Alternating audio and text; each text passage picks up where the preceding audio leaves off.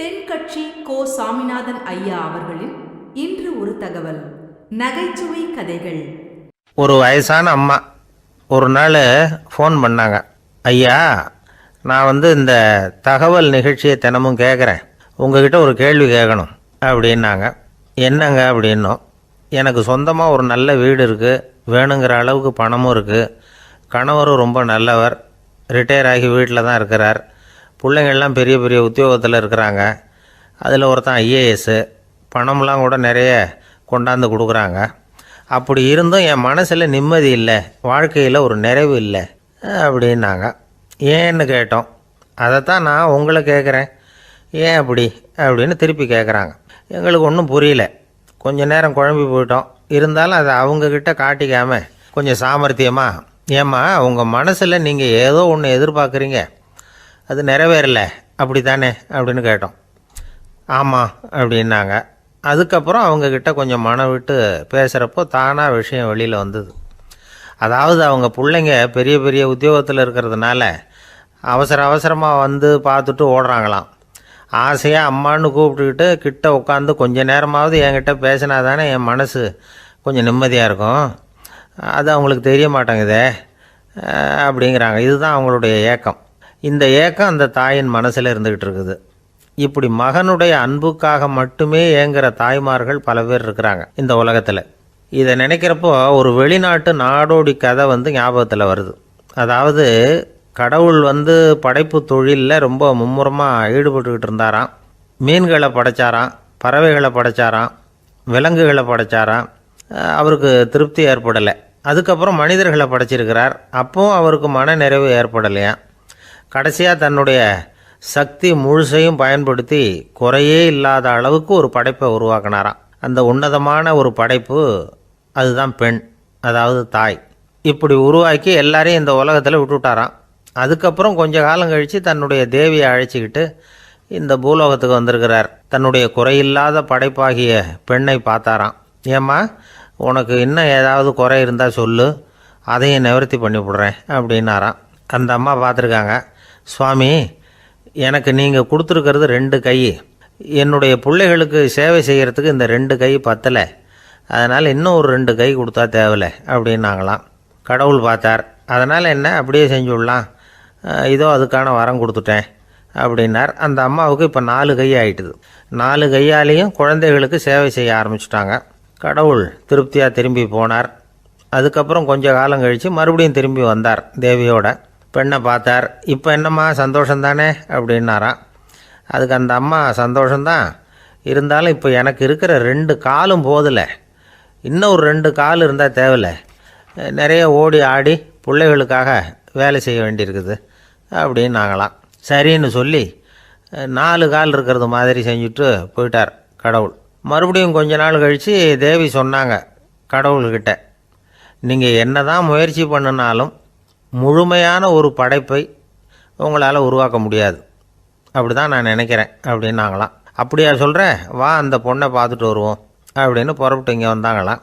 இங்கே பார்த்தா 4 கால் 4 கையோடு அந்த பொண்ணு ஒரு செவுத்தில் சாஞ்சி உட்காந்து அழுதுகிட்டு இருக்குது.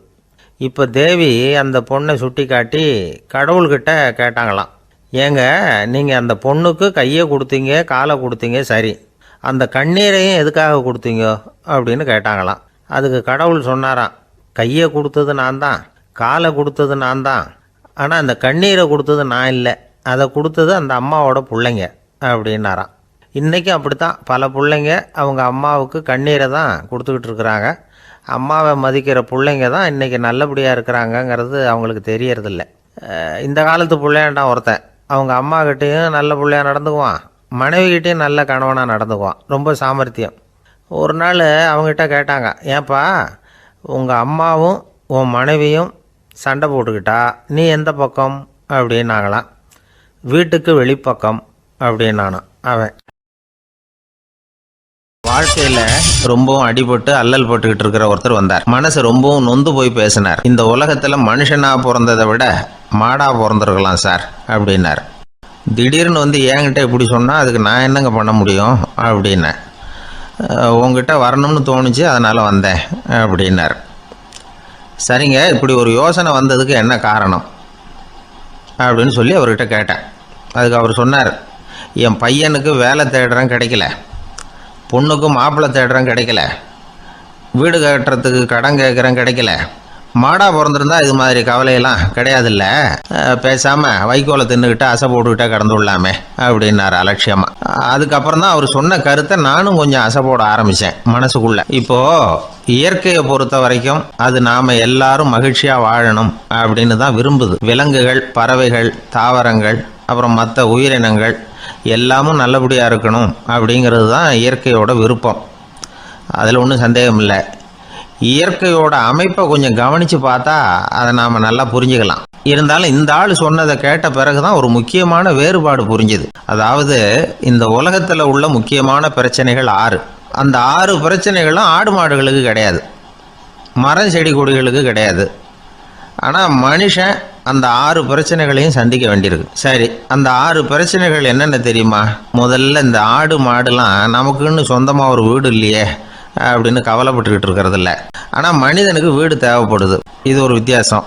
இப்போ 2வது பிரச்சனை என்னென்னா ஆடை பிரச்சனை. ஒரு கோழியோ சேவலோ நாம் போட்டுக்கிறதுக்கு ஒரு சட்டை இல்லையே அப்படின்னு கவலைப்படுறதில்ல. ஆனால் மனுஷனுக்கு அந்த கவலை உண்டு. சரி, இப்போ 3வது என்னன்னு பார்த்தா கல்வி பிரச்சனை. ஒரு பசுமாடு கவலையோடு நின்றுக்கிட்டு இருக்கு அப்படின்னு வச்சுக்குவோம். நீங்கள் அதுக்கிட்ட போய், ஏன் பசுமாடை கவலையோடு நின்றுக்கிட்டு இருக்கிற அப்படின்னு கேட்குறீங்க.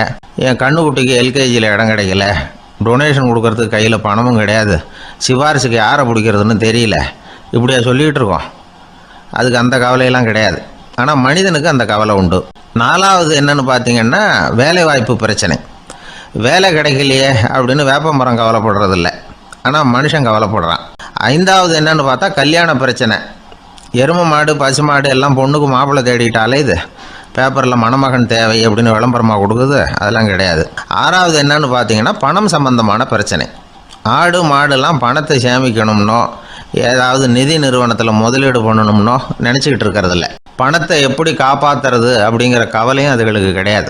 குதிரை குளம்போடு பிறகுது, அதனால் அது காடு மேடெல்லாம் கவலை இல்லாமல் தெரியலாம். ஆடு உடம்புல ரோமத்தோடு பிறகுது, அதனால் அது குளிரை பற்றி கவலைப்பட வேண்டிய அவசியம் இல்லை. ஆனால் மனுஷனை பார்த்திங்கன்னா அவன் தான் ஒன்றும் இல்லாமல் பிறக்கிறான். ஏன் இந்த பாகுபாடு அப்படின்னு கேட்டால் இதை பற்றி கொஞ்சம் சிந்திச்சு பார்க்கணும். அதாவது இந்த சந்தேகத்தை ஒரு பெரியவர்கிட்டையும் கேட்டேன். அவர் சொன்னார் இதுக்கு பதில். அவர் இதே கேள்வியை இயற்கை கிட்ட கேட்டாராம். இயற்கை பதில் சொல்லிச்சான். வேறு யாருக்கும் கொடுக்காத ஒரு வலுவான கருவியை, ஒரு பவர்ஃபுல் வெப்பன் மனுஷனுக்கு கொடுத்துருக்குறேன்னு, அந்த கருவியை உபயோகப்படுத்தி அந்த 6 பிரச்சனையை மட்டும் இல்லை, 6 கோடி பிரச்சனைகள் இருந்தாலும் அதையெல்லாம் சமாளிக்கலாம். அது கருவி என்ன தெரியுமா? அதுதான் 6வது அறிவு. அதை உபயோகப்படுத்தினா காலுக்கு செருப்பு தயார் பண்ணிக்கலாம், குளிருக்கு போர்வை தயார் பண்ணிக்கலாம், என்ன வேணும்னாலும் செய்யலாம் அப்படின்னு இயற்கை பதில் சொல்லிச்சான். அதனால் நாம் செய்ய வேண்டியது என்னென்னா இயற்கையை முதல்ல சரியாக புரிஞ்சுக்கணும். இயற்கையின் படைப்பையே நாம் சரியாக புரிஞ்சுக்கிறது இல்லையா, அதுதான் வேதனை. இந்த கதையை கேளுங்க. இப்போ நகரத்திலேருந்து ஒரு ஆள் கிராமத்துக்கு வந்தான். அங்கே ஒரு சிறுவன் மாடு மேய்ச்சிக்கிட்டு இருந்தான். நகரத்து ஆள் சொன்னான், எவ்வளோ அழகான பசு, அது சரி இதுக்கெல்லாம் ஏன் கொம்பு இல்லைன்னா. இதுக்கு அந்த பையன் பதில் சொன்னான், பசுமாட்டுக்கு கொம்பு இல்லாததுக்கு பல காரணங்கள் உண்டு. கண்ணுக்குட்டியாக இருந்தால் கொம்பு இருக்காது, பசு வளர்ந்து பெருசானதுக்கு அப்புறம் தான் கொம்பு முளைக்கும், இது ஒரு காரணம். சில சமயம் வளர்கிற கொம்பை எடுத்து விடுறது உண்டு, அது ஒரு காரணம். ஆனால் இதுக்கு ஏன் கொம்பு இல்லைன்னு கேட்குறீங்க, அதுக்கு என்ன காரணம்னா இது பசு இல்லை குதிரை அப்படின்னானா. ஒரு ராஜா ஊரெல்லாம் சுற்றி பார்த்துட்டு வரலாம்னு ஒரு நாள் புறப்பட்டு போனார். ஒரு இடத்துல தறி நெசவு வேலை ரொம்ப மும்முரமாக நடந்துக்கிட்டு இருந்தது. ஒரு பெரியவர் தறியால் நெசவு வேலை செஞ்சுக்கிட்டு இருந்தார். பக்கத்தில் ஒரு அழகான பொண்ணு உட்காந்து நூலை சுற்றிக்கிட்டு இருக்குது. ராஜா அந்த பெரியவரை பார்த்து யார் இந்த பொண்ணுன்னு விசாரித்தார். ராஜா அப்படி கேட்டதும் அவருக்கு ரொம்ப பெருமையாக போயிட்டுது. ஏன்னா உட்காந்துருந்தது அவரோட மகள். அரசே, இது என்னுடைய மகள், இவ வேகமாக நூல் திரிக்கக்கூடியவள், வைக்கோல் எடுத்து இவ திரிச்சா கூட அது எல்லாம் பவுனிழையாக வெளியில் வரும் அப்படின்னு ஒரு ராசி இவளுக்கு அப்படின்னு ரொம்ப பெருமையாக ராஜா கிட்ட சொன்னார். ராஜா இதை கேட்டதும் அசந்துட்டார். அப்படியா, இவ்வளவு அழகும் சாமர்த்தியமும் உள்ள இந்த பொண்ணு என்னோட வரட்டுமே, இவளை என் மருமகளாக ஆக்கிக்கிறேன் அப்படின்னார் ராஜா. அந்த பெரியவருக்கு ஒன்றும் புரியல. ஏதோ கொஞ்சம் பெருமையாக சொல்ல போக அது இப்படி ஆகிட்டுதே அப்படின்னு கவலைப்பட்டார். இருந்தாலும் ராஜா பேச்ச தட்ட முடியுமா, மகளை அனுப்பி வச்சுட்டார். ராஜா அந்த பொண்ணை அரண்மனைக்கு அழைச்சிட்டு வந்தார். அங்கே ஒரு அறையில் வச்சு பூட்டி விட்டார். அந்த ரூமு நிறைய வைக்கோலை கொண்டாந்து போட்டு அடைச்சாங்க. 3 ராட்டைகள் வேற வச்சுருந்தாங்க. நாளைக்கு பொழுது விடியறதுக்குள்ளே நீ இந்த வைக்கோலையெல்லாம் தங்க இழைகளாக மாற்றி காட்டணும். நாளைக்கு காலம்பரம் வந்து நான் இந்த அறை கதவை திறப்பேன். உன் தகப்பன் சொன்னது மாதிரி எல்லாம் தங்கமாக மாறி இருக்கணும், இல்லைன்னா நீ உயிர் தப்ப முடியாது அப்படின்னு உத்தரவு போட்டார். பாவம் அந்த பொண்ணு என்ன பண்ணும், பகல் பூரா அழுதுகிட்டே உட்காந்துருக்குது.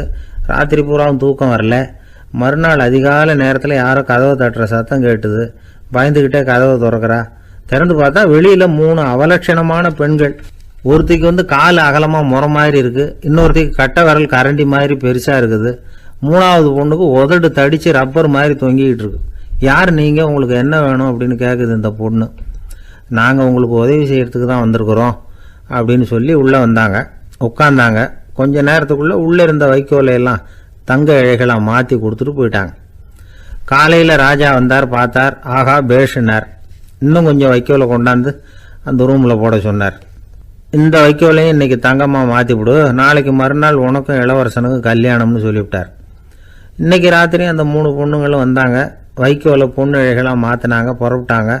இந்த பொண்ணு அவங்க காலில் விழுந்து வணங்கினா. என் உசுரை காப்பாற்றினீங்க, உங்களுக்கு நான் என்ன கைமாறு செய்ய போகிறேன் அப்படின்னா. பயப்படாத, நீ விரும்பினா எங்களுக்கு ஒரு உதவி செய்யலாம். உன்னுடைய கல்யாணத்துக்கு நாங்கள் 3 பேரும் வரோம்.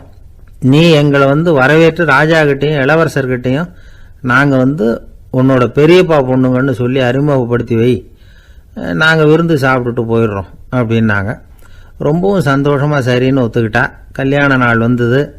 கல்யாணம் ரொம்ப கோலாகலமாக நடந்துக்கிட்டு இருக்கு.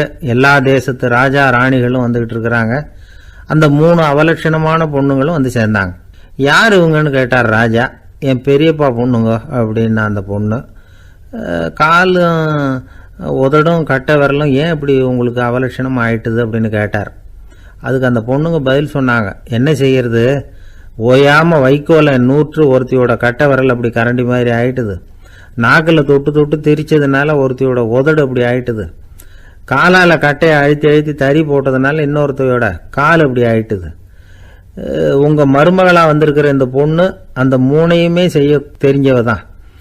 என்ன ஆக போதோ இன்னும் கொஞ்ச நாளில் அப்படின்னாங்க. அவ்வளவுதான். ராஜா பயந்துட்டார்.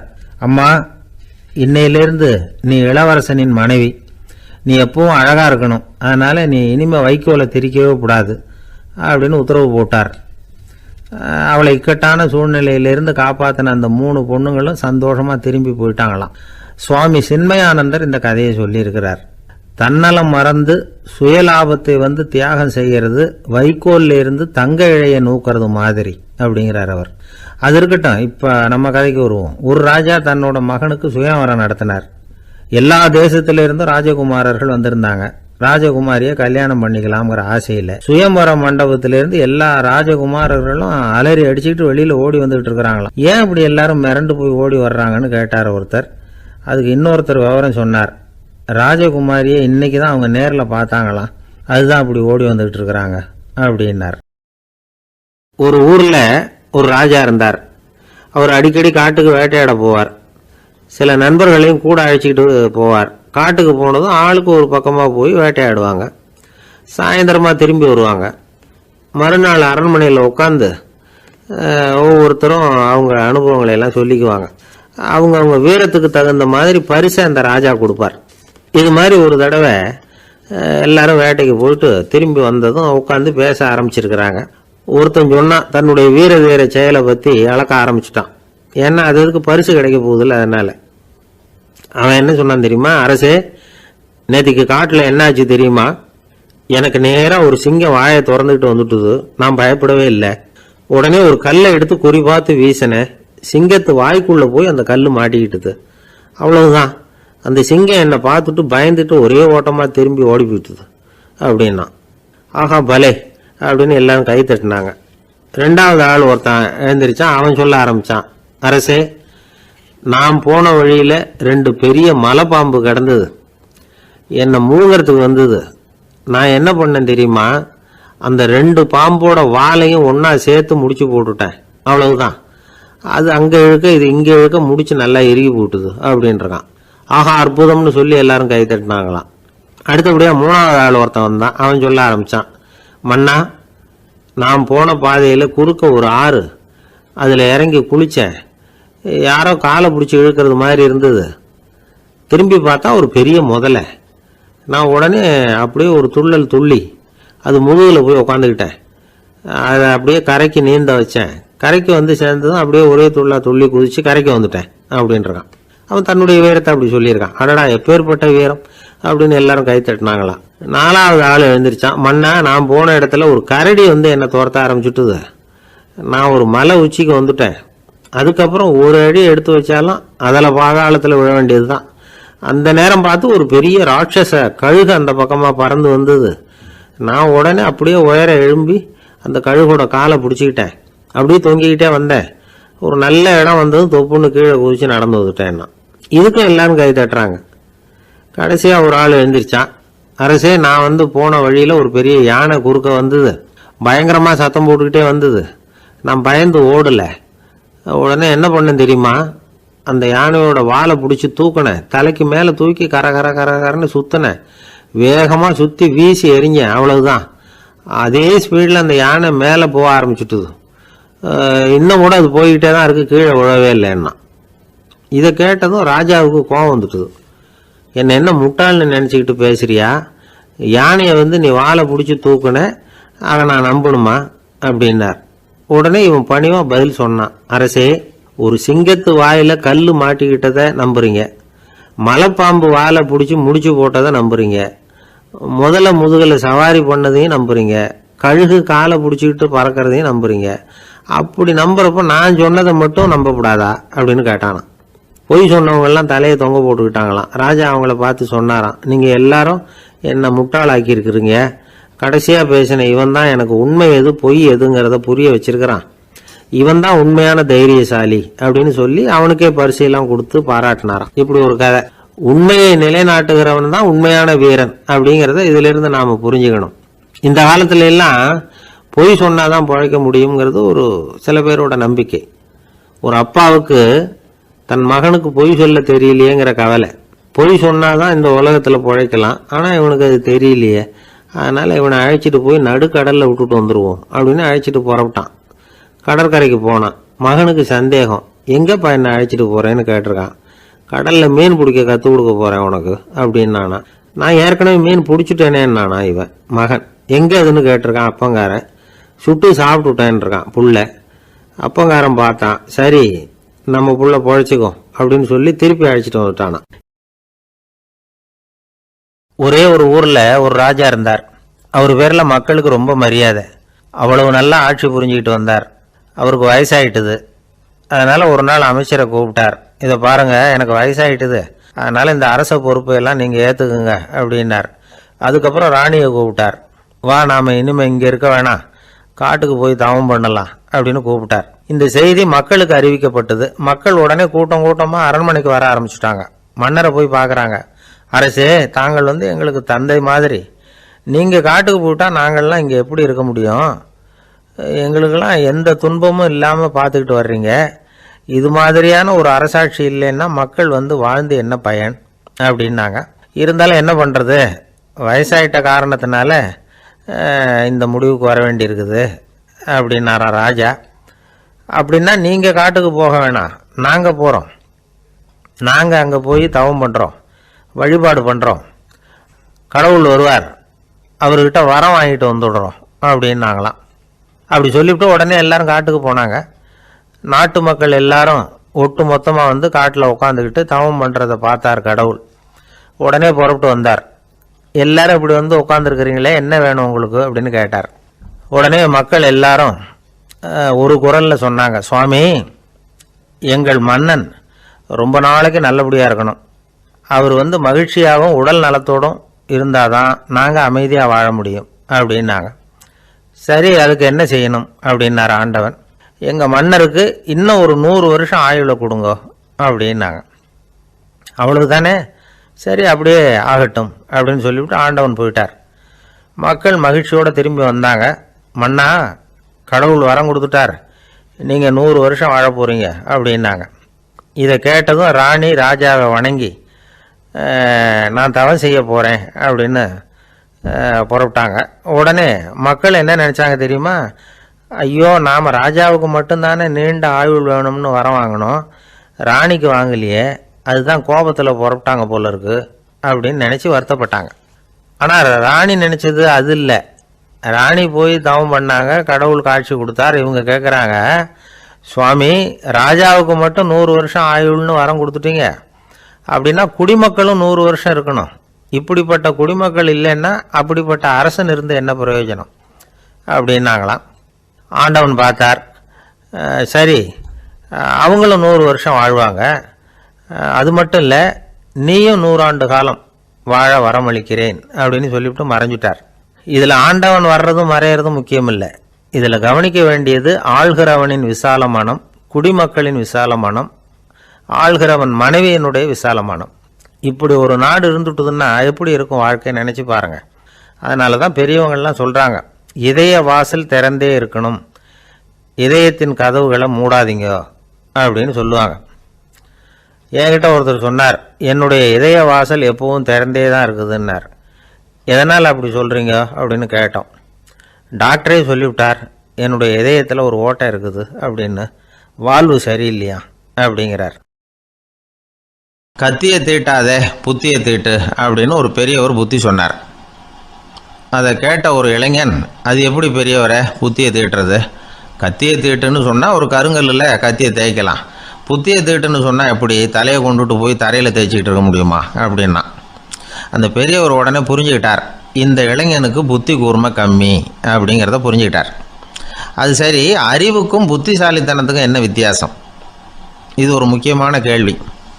அறிவுன்னா என்ன, புத்திசாலித்தனம்னா என்ன? இதே கேள்வியை சாக்ரட்டிஸ் கிட்ட அவருடைய சீடன் ஒருத்தன் கேட்டானான். ஐயா, அறிவுக்கும் புத்திசாலித்தனத்துக்கும் என்னங்க வித்தியாசம் அப்படின்னு கேட்டிருக்கான். சாக்ரட்டிஸ் நிமிர்ந்து பார்த்துருக்கிறார் அந்த சீடனை. அதுக்கப்புறம் சொன்னாராம், நான் சொல்கிறேன் உன்னுடைய கேள்விக்கு பதில், ஆனால் அதுக்கு முன்னாடி நீ ஒரு காரியம் பண்ணணும்னாரான். என்னங்க செய்யணும் சொல்லுங்கன்றிருக்கான். அதோ பாரு, ஒரு பெரியவர் உட்காந்துருக்கிறாரு, அவர்கிட்ட போ, இங்கேருந்து பக்கத்தில் இருக்கிற அந்த கிராமத்துக்கு போய் சேர எவ்வளவு நேரம் ஆகும் அப்படின்னு கேட்டுட்டு வா அப்படி சொன்னார் சாக்ரட்டிஸ். சரின்னு சொல்லிவிட்டு இவன் போனான். அந்த பெரியவர் முன்னாடி போய் நின்னான். ஏங்க பெரியவரை, இங்கேருந்து அதோ தெரியுத அந்த கிராமத்துக்கு போய் சேர்றதுக்கு எவ்வளவு நேரம் ஆகும் அப்படின்னு கேட்டான். பெரியவர் நிமிர்ந்து பார்த்தார், ஆனால் பதில் எதுவும் சொல்லலை. இவன் மறுபடியும் ஒரு தடவை அதே கேள்வியை அவர்கிட்ட கேட்டான். என்னங்க, நான் கேட்குறது உங்கள் காதில் விழுதா, அந்த கிராமத்துக்கு போய் சேர்றதுக்கு எவ்வளோ நேரம் ஆகும் அப்படின்னு சொல்லி மறுபடியும் கேட்டான். அப்பவும் அவர் பதில் சொல்லலை. உடனே அவன் மனசுக்குள்ளே முடிவு பண்ணிக்கிட்டான், சரி பெரியவர் ஒரு மாதிரியாக தெரிகிறார், புத்தி சுவாதீனம் சரியில்லாத ஒரு மாதிரி தெரியுது அப்படின்னு நினச்சிக்கிட்டே வந்த வழியிலே திரும்பி வந்துட்டான். கொஞ்சம் தூரம் நடந்திருப்பான். இப்போ அந்த பெரியவர் மறுபடியும் கூப்பிட்டார், இளைஞனே இப்படி வாடினார். இவனுக்கு ஒன்றும் புரியல. மறுபடியும் திரும்பி நடந்தான். அவர் முன்னாடி போய் நின்னான். பெரியவர் சொன்னார், தம்பி, இங்கேருந்து அந்த கிராமத்துக்கு போய் சேர்றதுக்கு 5 நிமிஷம் ஆகும் அப்படின்னார். இப்போது அந்த இளைஞன் அந்த முதியவரை ஒரு மாதிரியாக பார்க்க ஆரம்பித்தான். அதுக்கப்புறம் கொஞ்சம் யோசித்தான். பிறகு அவர்கிட்டே கேட்டுட்டான், ஏங்க பெரியவரை, இதே பதிலை அப்போவே என்கிட்ட சொல்லியிருக்கலாமே, என்னை திரும்பி போன்னு சொல்லிவிட்டு பாதி தூரம் போனதுக்கப்புறம் மறுபடியும் கூப்பிட்டு அதுக்கப்புறம் இப்படி சொல்கிறீங்களே, இது நியாயமா அப்படின்னா. பெரியவர் சிரித்தார். அதுக்கப்புறம் சொன்னார், ஏன்பா நீ எவ்வளவு வேகமாக நடக்கிறேங்கிறத பார்க்காம நீ கிராமத்துக்கு போய் சேர வேண்டிய நேரத்தை எப்படி என்னால் சொல்ல முடியும்? அதனால தான் உன்னை கொஞ்சம் தூரம் நடக்க விட்டு உன்னுடைய நடையின் வேகம், அந்த கிராமம் இருக்கிற தூரம் ரெண்டையும் கணக்கு போட்டு அதுக்கப்புறம் நேரத்தை சொன்னேன்னார். சீடன் வந்து தலை குனிந்தான். அப்படியே திரும்பி வந்து சாக்ரட்டிஸ் முன்னாடி நின்னான். சாக்ரட்டிஸ் இப்போ சொல்கிறார், தம்பி, அதுக்கு பேர் தான் புத்திசாலித்தனம். இந்த அறிவு கூர்மை வந்து எல்லா இளைஞர்களுக்கும் வரணும் அப்படிங்கிறதுக்காகத்தான் கத்தியை தீட்டாத புத்தியை தீட்டு அப்படின்னு பெரியவங்கள்லாம் சொல்லிகிட்டு இருக்கிறாங்க. புத்தியை தீட்டுறவங்கெல்லாம் வாழ்க்கையில் அறிவாளியாகிறாங்க, தீட்டாதவங்க கோமாளியாகிறாங்க. இதுதான் இன்றைக்கி நடக்கிறது. அதனால் அறிவு கூர்மைங்கிறது வேற. இந்த காலத்து ஆசாமி ஒருத்தர் இன்னொருத்தரை பார்த்து கேட்டார், ஏங்க ஒரு விமானம் இங்கேருந்து புறப்பட்டு 2 மணி நேரத்தில் மதுரைக்கு போய் சேருது. நல்லா கவனிங்க, ஒரு விமானம் இங்கேருந்து புறப்பட்டு 2 மணி நேரத்தில் மதுரைக்கு போய் சேருது அப்படின்னா என்னோடய வயசு என்னன்னு கேட்டார். இவர் கேட்குறதுல ஏதாவது அர்த்தம் இருக்கு? அதாவது இங்கேருந்து போகிறப்பட்டு 2 மணி நேரம் ஆகுது மதுரைக்கு போகிறதுக்கு. அப்படின்னா என் வயசு என்னன்னு கேட்குறாரு. இதை கேட்ட உடனே அவர் பதில் சொன்னார். அப்படின்னா உங்களோட வயசு 20 அப்படின்னார். எப்படிங்க அவ்வளவு கரெக்டாக சொன்னீங்க அப்படின்னு கேட்டார். வேறு ஒன்றும் இல்லை, எங்கள் பக்கத்து வீட்டில் ஒரு முழு பைத்தியம் இருக்குது, அதோட வயசு 40. அப்படின்னா உன் வயசு 20 தான் இருக்கணும் அப்படின்னார். அரை பைத்தியம்னு முடிவு பண்ணிக்கிட்டார். அதனால் வாழ்க்கையில் அறிவு கூர்மைங்கிறது ரொம்ப அவசியம். அந்த புத்திசாலித்தனம் இருக்கிறவங்க வாழ்க்கையில் வெற்றி பெறுவது நிச்சயம். ஒரு ஊரில் ஒருத்தர் இருந்தான். ஏதோ ஒரு சின்ன அலுவலகத்தில் வேலை பார்த்துக்கிட்டு இருந்தான். ரொம்ப ஏழை. வர்ற கொஞ்சம் வருமானத்தை வச்சு வாழ்க்கையை ஓட்டிகிட்டு இருந்தான். ஒரு நாள் தெரு வழியாக அவன் நடந்து வந்துக்கிட்டு இருக்கிறான். தெருவில் ஒரு காசு கிடந்தது. அதை பார்த்துட்டான். அது குனிஞ்சு எடுத்தான். அது ஒரு பழங்கால காசு. அந்த காசு நடுவில் ஒரு துளை இருந்தது. அதாவது துளையிட்ட நாணயம். பழங்காலத்தில் புழக்கத்தில் இருந்த ஒரு நாணயம் அது. துளையிட்ட நாணயம் கிடச்சிதுன்னா ரொம்ப நல்லது, அது அதிர்ஷ்டம் அப்படின்னு ஒரு நம்பிக்கை உண்டு. இவன் கையில் அது கிடைச்சதும் ரொம்ப சந்தோஷப்பட்டான். இனிமேல் என்னுடைய கஷ்டம்லாம் தீரப்போகுது, அதிர்ஷ்டம் என்னை தேடி வரும், நான் பணக்காரன் ஆகிடுவேன் அப்படின்னு சொல்லிட்டு அந்த காசை தன்னுடைய கோட்டு பையில் பத்திரமா போட்டு வச்சுக்கிட்டான். அடிக்கடி அதை தொட்டு பார்த்துக்கிறது உண்டு, வெளியில் எடுக்க மாட்டான். இப்படியே கொஞ்ச காலம் ஆச்சு. அதுக்கப்புறம் என்னாச்சு தெரியுமா? நிஜமாகவே அதிர்ஷ்டம் அவனை தேடி வர ஆரம்பிச்சிட்டுது. செல்வம் வந்து குவிஞ்சுது. பணம், பதவி, புகழ் எல்லாம் வந்து சேர்ந்தது. சமூகத்தில் அவன் ஒரு பெரிய மனுஷன் ஆகிட்டான். எல்லாரும் அவனை பாராட்டினாங்க. அவன் எதை தொட்டாலும் வெற்றி, எல்லாம் அந்த காசோட மகிமை அப்படின்னு அவன் மனசுக்குள்ளே நினச்சிக்கிட்டான். தினமும் காலையில் அந்த கோட்டை போட்டுக்கிட்டு தான் வெளியில் கிளம்புவான். புறப்படுறதுக்கு முன்னாடி கோட்டு பாக்கெட்டை தொட்டு பார்த்துக்குவான், உள்ளே காசு இருக்கா அப்படிங்கிறத உறுதிப்படுத்திக்குவான். அதுக்கப்புறம் தான் வெளியில் கிளம்புவான். இப்படியே பல வருஷம் ஓடி போச்சு. ஒரு நாள் அவனுக்கு அந்த ஆசை வந்துட்டுது. அதாவது அந்த துளையிட்ட நாணயத்தை எடுத்து கண்ணால் பார்க்கணும் அப்படின்னு. காலையில் சாப்பிட்டுக்கிட்டு இருந்தான். அப்போ தன்னுடைய மனைவிகிட்ட சொன்னான், ரொம்ப நாளைக்கு அப்புறம் என்னுடைய அந்த நாணயத்தை இன்றைக்கி வெளியில் எடுத்து பார்க்க போகிறேன்னா. என்னத்துக்கு அது, இப்போ அதை பார்க்க வேணாமே அப்படின்னு மெதுவாக இழுத்தாங்க அந்த அம்மா. இல்லை நான் பார்த்தே தீரணும் அப்படின்னு அவன் தன்னுடைய சட்டை பைக்குள்ளே கையை விட்டான். உள்ளே இருந்த நாணயத்தை வெளியில் எடுத்தான். பார்த்தா அவனுக்கு ஆச்சரியமாக போச்சு. அந்த நாணயத்தில் துளையே இல்லை. என்ன ஆச்சு அப்படின்னு சொல்லி அவன் ரொம்ப குழம்பி போயிட்டான். இப்போ அந்த அம்மா சொன்னாங்க, நான் தான் ஒரு நாள் உங்கள் கோட்டு ரொம்பவும் தூசியாக இருக்கேன்னு சொல்லி அதை ஜன்னலுக்கு வெளியில் உதறினேன். உள்ளே இருந்த அந்த காசு அப்போ எனக்கு தெரியாது, ஞாபகத்தில் இல்லை. அது தெருவில் விழுந்துட்டது போல இருக்கு. அதுக்கப்புறம் எவ்வளவோ தேடி பார்த்தேன், கிடைக்கல. அதுக்குள்ளே அதை யாரோ எடுத்துகிட்டு போயிட்டாங்க போல இருக்கு. அது இல்லைங்கிறது உங்களுக்கு தெரிஞ்சால் வருத்தமாக இருக்குமேங்கிறதுக்காக நான் தான் வேற ஒரு நாணயத்தை எடுத்து சட்டை பைக்குள்ளே வச்சுட்டேன் அப்படின்னு விவரத்தை சொன்னாங்க அந்த அம்மா. இது எப்போ நடந்ததுன்னு கேட்டான். உங்களுக்கு அந்த காசு கிடைச்சதே அன்னைக்கு மறுநாளே இது நடந்து போச்சு அப்படின்னாங்களாம். இதை கொஞ்சம் யோசனை பண்ணி பாருங்க. அவனுக்கு அதிர்ஷ்டத்தை கொடுத்தது அந்த நாணயம் இல்லை, அவனுடைய நம்பிக்கை, அதாவது தன்னம்பிக்கை. அதுதான் வேலை செஞ்சிருக்கு. இதிலிருந்து நாம் தெரிஞ்சுக்க வேண்டியது என்னென்னா, வாழ்க்கையில் முன்னேற நினைக்கிறவங்களுக்கு தன்னம்பிக்கை ரொம்ப முக்கியம். அது இல்லைன்னா முன்னேற முடியாது. ஒருத்தன் சொன்னானா, நான் எப்போவுமே என்ன தான் சார் நம்புவேன், மற்றவங்கள நம்ப மாட்டேன். நேற்றுக்கு பாருங்கள், திடீர்னு 10 பேர் என்னை அடிக்க வந்துட்டாங்க, நான் ஒருத்தனாகவே அதை சமாளித்தேன் அப்படின்றான் ரொம்ப பெருமையாக. அது எப்படின்னு கேட்டாங்களாம். ஒரே ஓட்டமாக அங்கேருந்து ஓடி வந்துட்டேன் அப்படின்னு நானா. அங்கே ஒரு புதர் தெரியுது இல்லையா, இந்த புதருக்குள்ளே ஒரு சிங்கம் இருக்குது. அந்த பக்கமாக நான் போகிறப்போ வர்றப்போலாம் அது என்கிட்ட வம்பு வளர்க்குது, தகராறு செய்யுது, என் மேலே பாயுது, என்னை தாக்குது, ஏன்னு தெரியல அப்படின்னுது. இதை கேட்டதும் அந்த குரங்கு சொல்லிச்சு, இனிமேல் கவலைப்படாத, இந்த தடவை நான் உன்னை காப்பாற்றுறேன்னுது. அதுக்கப்புறம் ஒரு நாள் அந்த குரங்கும் கழுதியும் அந்த புதர் பக்கமாக போய்கிட்டு இருந்தாங்க. எதிர்பார்த்தது மாதிரியே நடந்தது. அந்த சிங்கம் எதிரில் வந்தது, கழுதியை பார்த்தது, உடனே அது மேலே பாய ஆரம்பிச்சுட்டுது. அவ்வளவுதான். உடனே இந்த குரங்கு என்ன பண்ணிச்சு தெரியுமா, கிடுகிடுன்னு ஒரு மரத்து மேலே ஏறி உட்காந்துக்கிட்டது. அங்கே உட்காந்துக்கிட்டு கீழே அந்த கழுதியும் சிங்கமும் போடுற சண்டையை வேடிக்கை பார்க்க ஆரம்பிச்சுட்டுது. கொஞ்ச நேரம் கழித்து அடிபட்ட காயத்தோடு அந்த கழுதை மெதுவாக நடந்து வந்தது. குரங்கும் மெல்ல மரத்தை விட்டு கீழே இறங்கிச்சு. இப்போ கழுதை கேட்டுது, என்னை காப்பாற்றுறேன்னு சொல்லிவிட்டு காலை வாரி விட்டுட்டியே, நீ பாட்டுக்கு மரத்து மேலே ஏறி உட்காந்துக்கிட்டே, அது நியாயமானது. குரங்கு பரிதாபமாக அதை பார்த்தது. நான் மரத்து மேலேருந்து நீங்கள் 2 பேரும் சண்டை போட்டதை பார்த்துக்கிட்டு தான் இருந்தேன். உன்னோட சத்தம் தான் அதிகமாக இருந்தது, அது நீ சிரிக்கிற மாதிரி எனக்கு கேட்டுது, அதனால் நீ தான் ஜெயிச்சுக்கிட்டு இருக்க போல இருக்கு அப்படின்னு நினச்சிவிட்டேன்னது. இன்றைக்கி பல பேர் இப்படி தான் இருக்கிறாங்களாம். யார் ஜெயிக்கிறாங்க யார் தோக்குறாங்கங்கிறத முகத்தை பார்த்து கூட கண்டுபிடிக்க முடியறதில்ல, பேசுகிற பேச்சை வச்சு கூட கண்டுபிடிக்க முடியறதில்ல. தோற்கிறவங்க கூட சிரிக்கிற மாதிரி முகத்தை வச்சுக்கிறான். இன்றைய மனிதர்கள்கிட்ட ஏகப்பட்ட முரண்பாடுகள். பொய் முகங்களோட உலவுகிறவர்கள் தான் அதிகம். உண்மை முகம் எங்கே இருக்குது அப்படிங்கிறத புரிஞ்சுக்கிட்டு நண்பர்களை தேர்ந்தெடுக்கணும் அப்படிங்கிறது ஒரு முக்கியமான கருத்து. கடவுள் இந்த உலகத்தை படைச்சுட்டு அதுக்கப்புறமும் கொஞ்ச நாள் இங்கேயே தங்கியிருந்தாராம். அப்போ தான் அவருக்கு ஒரு உண்மை புரிஞ்சுதான், இந்த உலகத்தில் தங்கி இருக்கிறது எவ்வளவு இடைஞ்சல்னு. தினமும் மனிதர்கள் தேடி வந்து ஏதாவது புகார் சொல்லிக்கிட்டே இருந்தாங்களாம். எனக்கு அது வேணும் இது வேணும்னு கேட்டுக்கிட்டே இருந்தாங்களாம். சில பேர் வந்தாங்க, நாங்கள் வந்து விவசாயம் பண்ணுறோம், தண்ணி இல்லாமல் பயிர் காயுது, எங்களுக்கு மழை வேணும் அப்படின்னாங்க. அவங்க போனதும் அதுக்கப்புறம் சில பேர் வந்தாங்க, நாங்கள் வந்து மண்பானை செய்கிறவங்க, நிறைய பானை செஞ்சு வச்சுருக்குறோம், மழை பெஞ்சால் எல்லாம் கரைஞ்சி வீணாக போயிடும், அதனால் இன்றைக்கி மழை பெய்யக்கூடாதுன்னாங்க. கடவுள் பார்த்தார், அவருக்கு என்ன பண்ணுறதுன்னே தெரியல, ஏகப்பட்ட குழப்பம், தலையை பிச்சுக்கலாம் போல் இருந்தது, கிட்டத்தட்ட பைத்தியம் பிடிக்கிற அளவுக்கு ஆகிட்டுது. எல்லாருடைய ஆசைகளையும் அவரால் நிறைவேற்ற முடியல, ஏன்னா ஒன்றுக்கு ஒன்று முரண்பாடாக இருந்தது. ஒரு நாள் தன்னுடைய அமைச்சரவையை கூட்டி ஆலோசனை கேட்டார். என்ன செய்யலான்னு சொல்லுங்கன்னார். இது என்ன பிரமாதம், பேசாமல் இமயமலை அடிவாரத்தில் போய் உட்காந்துங்க, யாரும் தொந்தரவு பண்ண மாட்டாங்கன்னாங்க.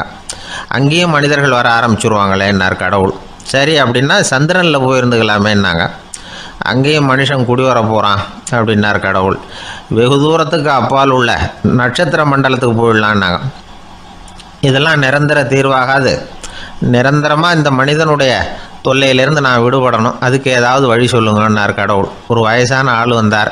கடவுளுக்கு காதோட காதாக ஒரு வழியை சொன்னார். கடவுளுக்கு முகம் மலர்ந்தது. அதுதான் சரி, அப்படியே செஞ்சுடலான்னார். அந்த ஆள் சொன்ன ரகசியம் என்ன தெரியுமா? மனிதனால் அடைய முடியாத ஒரு இடம் இருக்குது, அது வேறு எங்கேயும் இல்லை, அவனுக்கு உள்ளே இருக்குது, அங்கே போய் மறைஞ்சிங்க, அதுக்கப்புறம் மனிதர்களால் உங்களுக்கு தொந்தரவு இருக்காதுன்னார்.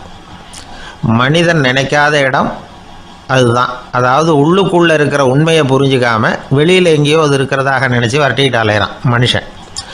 உள்ளே இருக்கிற உண்மை புரிஞ்சால் நாம் தன்னம்பிக்கையோடு தலை நிமிர்ந்து வாழலாம். வேடிக்கையாக ஒரு கதை சொல்லுவாங்க, இதை பாருங்கள், நம்ம பையன் எங்கே பணம் வச்சாலும் எடுத்து விட்றான், என்ன பண்ணுறதுன்னாங்க அம்மா. அப்பா கொஞ்சம் நேரம் யோசனை பண்ணார். அதுக்கப்புறம் சொன்னார், அவன் கண்ணில் படாத இடமா நம்ம வீட்டில் இருக்கிறது ஒரே இடம் தான், அங்கே பணத்தை வை திருட்டு போகாதுன்னார். அது எந்த இடம்னு கேட்டாங்க. அதுதான் அவன் பாட புஸ்தகம், அதில் வச்சுரு, அவன் தொடவே மாட்டான், பாட புத்தகத்தை தொடாமல் பரீட்சையில் வெற்றி பெற முடியாது அப்படிங்கிறத புரிஞ்சுக்கணும். உள்ளே இருக்கிற உண்மையை தொடாமல் வாழ்க்கையில் வெற்றி பெற முடியாது. அதனால் உண்மையை புரிஞ்சுக்கிட்டா வாழ்க்கையில் வெற்றி நிச்சயம். தென்கட்சி கோ சாமிநாதன் ஐயா அவர்களின் இன்று ஒரு தகவல் நகைச்சுவை கதைகளை கேட்டு ரசித்தமைக்கு நன்றி.